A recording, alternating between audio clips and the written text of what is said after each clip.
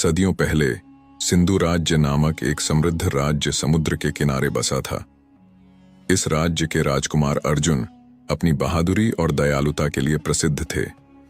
अर्जुन अक्सर समुद्र के किनारे बैठकर लहरों को देखा करते, जैसे कि वह समुद्र के भीतर कोई गहरी रहस्यमयी दुनिया की तलाश में हो।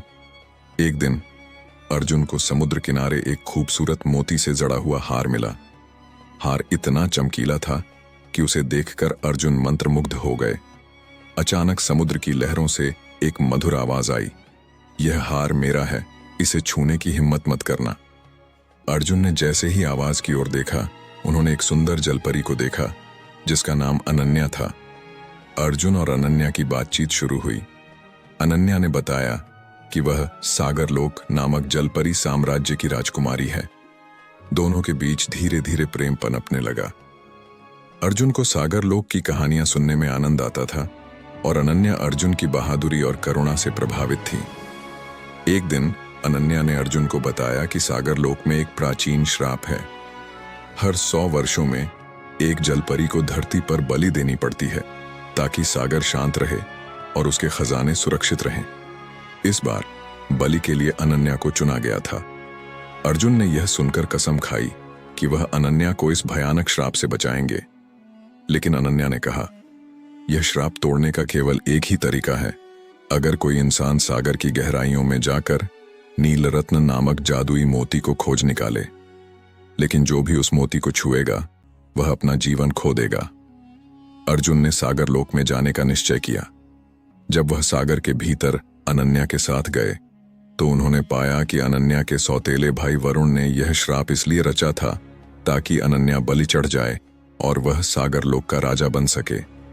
वरुण ने अर्जुन पर हमला किया और कहा, तुम इंसान हो, इस सागर की दुनिया से दूर रहो, तुम कभी नील रत्न तक नहीं पहुंच पाओगे। अर्जुन ने अपनी तलवार से बहादुरी दिखाते हुए वरुण को हराया और आगे बढ़ा। जब अर्जुन ने नील रत्न को देखा तो उसने उसे उठाने की कोशिश की। जैसे ही उसने मोती को छुआ, सागर में हलचल मच गई। अनन्या ने चिल्लाते हुए कहा, अगर तुम इसे छुओगे तो तुम मर जाओगे। लेकिन अर्जुन ने कहा, तुम्हारे बिना मेरी जिंदगी का कोई मतलब नहीं। अगर मेरा बलिदान तुम्हें बचा सकता है तो यह मेरा सौभाग्य होगा। अर्जुन ने नील रत्न को छुआ और उसकी चमक से पूरी सागरलोक रोशनी से भर गई। लेकिन तभी एक चमत्कार हुआ। नील रत्न का श्राप टूट गया और सागरलोक पर किसी भी प्रकार की बलि की आवश्यकता हमेशा के लिए समाप्त हो गई। अर्जुन को कोई नुकसान नहीं हुआ क्योंकि उसका प्रेम सच्चा और निस्वार्थ था। सागरलोक के लोग और देवता अर्जुन के साहस और प्रेम से प्रभावित हुए। उन्होंने अनन्या को धरती पर इंसान बनने और अर्जुन के साथ रहने की अनुमति दे दी। लेकिन साथ ही उन्होंने कहा, हर पौर्णिमा की रात अनन्या को सागर में लौटकर हमें आशीर्वाद देना होगा। यह तुम्हारे प्रेम और सागर के रिश्ते का प्रतीक होगा। अर्जुन और अनन्या ने शादी की और सिंधु राज्य के लोग इस प्रेम कहानी के साक्षी बने।